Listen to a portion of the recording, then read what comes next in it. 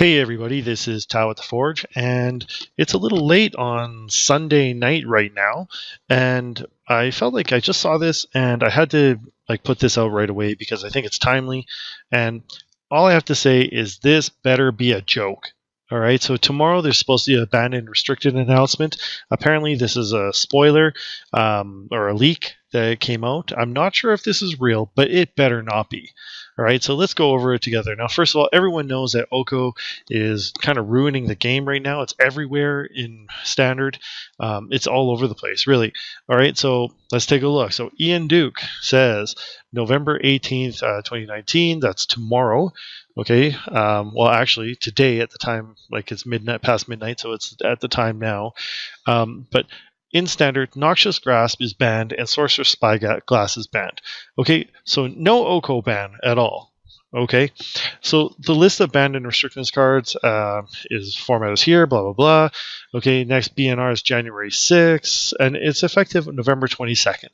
Okay, and so let's go through this. It says, since the most recent banned and restricted announcement, the Standard metagame has revolved around green and blue decks that feature Oko Thief of Crowns. Yeah, I think I saw a stat, it was 60 or 70% of the decks were Oko decks. Okay, as well as other decks featuring heavy-handed main deck answers to Oko Thief of Crowns.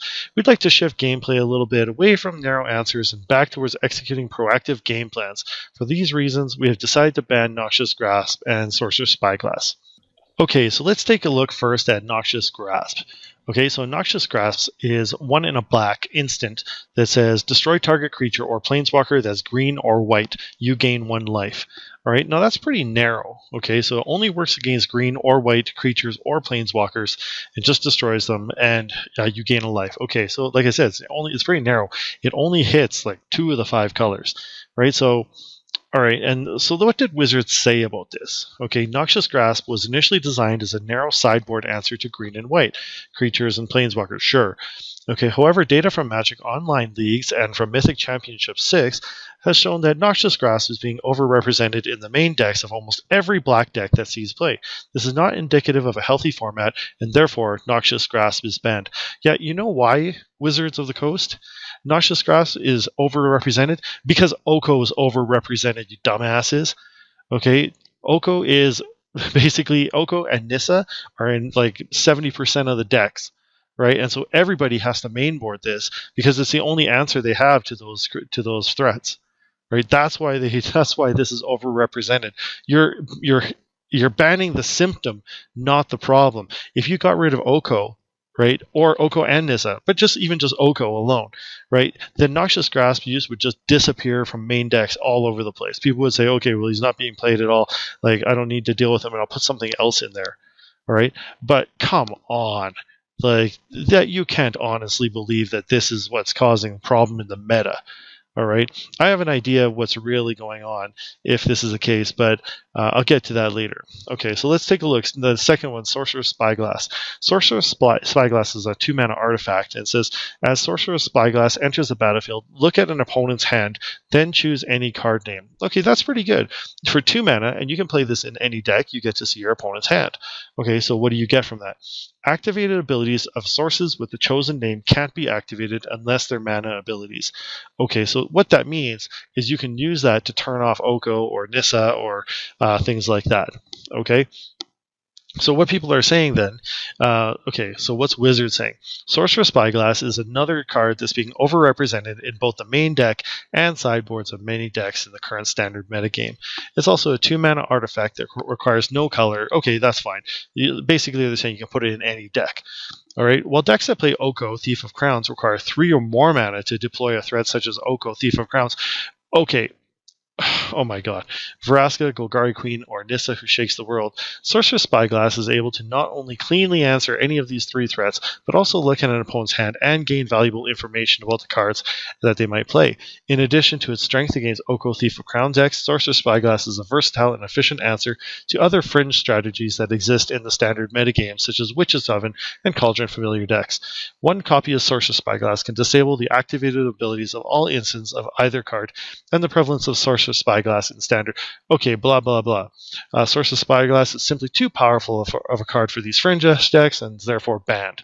Okay, so what they're saying here is that Oko Thief of Crowns is just too hard to play. Really? Really?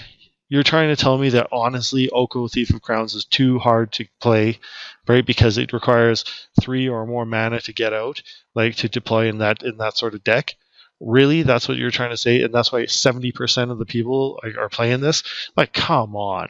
Right? Again, people are playing Sorcerous Spyglass as a response to Oko. All right, this kind of reminds me of the days when Splinter Twin was around. Basically, there was like 60% of the meta was Splinter Twin, and 30% was just decks designed specifically to deal with Splinter Twin, right? And then 10% was just fringe jank that other people wanted to play, all right? But it's like kind of like banning again. It's dealing with the symptom, not dealing with the real issue. The real issue is that everybody's playing Oko and Nissa, and people have to have ways to deal with it. Right, and so what they're saying is like, and come on, they're saying, oh, the Sorcerous Spyglass is just too different. It's too strong against these Cauldron Familiar and Witch's Oven. Like, okay, yeah, I play those, right? Do you know how many times I've had a Sorcerous Spyglass used against me when I'm playing anything with Witch's Oven and Cauldron Familiar? Like freaking zero. Okay, nothing. I never once had that done to me, and I played like probably 100 games.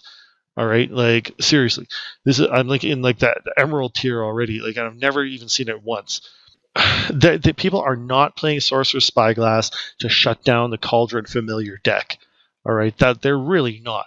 Okay, yeah, it would kind of suck to have that happen to you, but it's not the main thing. All right, like, and if your whole deck is just around like recurring Cauldron Familiar and Witch's Oven, then okay, that's just some jank, and you're probably not going to make it very far with that sort of deck, anyways.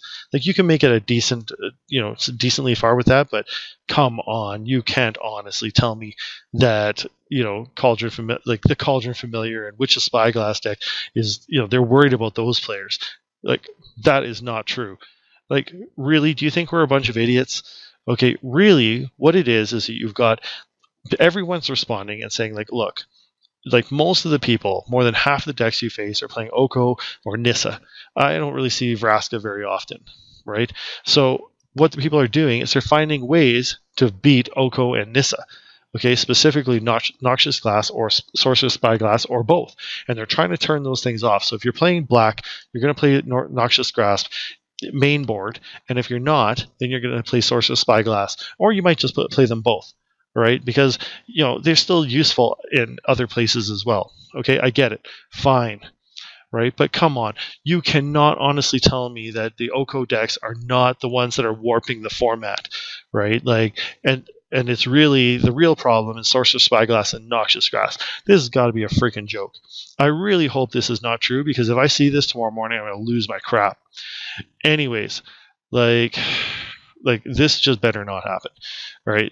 So I'm hoping that I'm freaking out for nothing, but I'm gonna wait. Tomorrow is about 12 hours before this thing comes out online.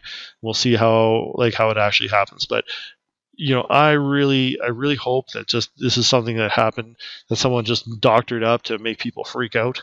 I really do, just because it just means that Wizards of the Coast is totally clueless. Right. What's going to happen then is if you get rid of these, it means that now even more people are going to play Oko and Nissa, because there's like no way to really deal with those decks. And so what this means though, two more things, is they think that those decks are not too powerful. Right, that the Oko Nissa deck is not too powerful. It's just totally fair, and it's these other like control cards like Sorcerous Spyglass and Noxious Grass that are turning off that deck, and that's what's really unfair. Okay, that's what they're saying. That is not true. Those decks are just way too powerful. Right? If you've ever played them, and even like the pros have come out and said, look, even if I deal with these Planeswalkers right away, like the fact that like they result in at all. Okay, and even activate their ability one time means that it can be like, really backbreaking, right, for the other player. Even if they activate their ability one time, and this if you have the answer immediately, right? So, like, come on, right? That's not the case. It's not the fact that, people just have answers to those problems. Okay, here's the real problem. Okay, it's money, right? Wizards of the Coast isn't allowed to acknowledge the secondary market. Okay, meaning that they're not allowed to acknowledge that people sell singles, right? And that because what would happen then is that when you're opening packs, basically it's a lottery because it's the same as buying a scratchy, right? So when you get those like scratchy things, those lottery tickets, you buy them and you just scratch it off and you could win money. It's the same as buying a pack of Magic cards. When you buy a pack of Magic cards, it could be filled with just like terrible cards, or you could get a really lottery card that has a lot of value, which you could then turn around and sell.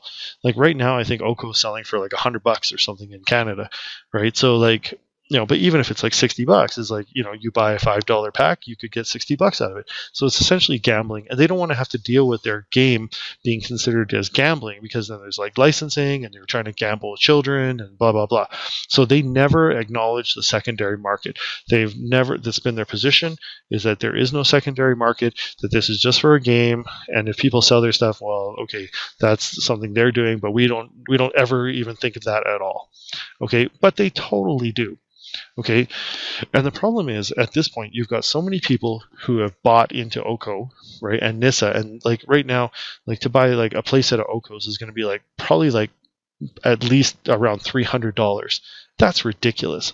There's like modern decks that you can get like for less than $300, right? Like a lot of modern decks that are fairly competitive that you can get for less than $300, right? And you're doing that for like a standard deck. Like, come on. All right. So anyways, people have bought these decks, and what the Wizards is afraid of is these people are going to get really mad if their cards get banned, because all of a sudden they just put all this money into these net decks and their money's just going to go away, right? Because the value will just tank and then people will be mad about it. All right. Well, I'm sorry to say this, but if you've just gone and looked at all these playlists and looked at like the best top deck, and that's what you bought, and you spend all this money, you're just paying to win, then really, I don't care. That's your risk that you're taking. And that's your problem. Now, if you don't agree with me, throw it in the comments, but you're wrong. Okay, you're taking a risk. When you buy those high value cards that they could go down the tubes, right? Like, and that's something like the price of it, the cost of it could go away, right? You cannot guarantee the value of cards all the time. Sometimes you win with it, sometimes you lose with it. Like I bought cards like Manamorphose. I bought like a whole bunch of them for like $2 back in the day. Same thing with surgical extractions, right? I bought them like for $2, right? And then like later on they just skyrocketed to like a really high amount, like $15 each, I think now, right? And sometimes you get lucky. Other times you buy something for like $50 and it might go like down to $5. I've never done that because I generally don't buy cards at like $50. Okay, but that there are cards that have done that. Right, that's a risk you're taking. Okay, but like Wizards doesn't want all these people who are spending a lot of money in the game to get really mad. The other thing is that Oko is the face of Throne of Eldraine, so they don't want to admit that they made a mistake with this character or with this card. It's not the character. The character is actually really cool, right? The Trickster God is kind of a neat idea, okay? But that card is too powerful, right? It's too fast, too powerful, right? I don't think they realized how powerful it was, right? And then what they don't want to just tank this whole set, because the set just came out maybe a month ago tops, right? And it's going to go on for a little while before we go back to Theros, right? And even then, it's still going to be in standard. So like people are like, they don't want to admit that they made a terrible mistake with Oko. So instead, what they're doing is they're saying, oh, no, the problem's not Oko. The problem is the things that deal with Oko. Like, come on. Okay, really? Do you think that getting rid of Noxious Grasp and Sorcerous Spyglass is going to just open up like all these fringe decks that can deal with Oko? No, that's not the case at all. All right, so anyways, man, I should have had a drink every time I said Oko in this video, but okay. Anyways, that's all I'm going to say for now. I'm going to come back tomorrow night and I'll talk about this again. Hopefully the banned and restricted announcement that comes out isn't this one, right? If it is, like, I don't know. Like I guess I'll just come back and be like, yeah, those guys are idiots. But anyways, we'll see if this really comes to pass. I hope it doesn't. Let me know what you think in the comments. I'll talk to you later.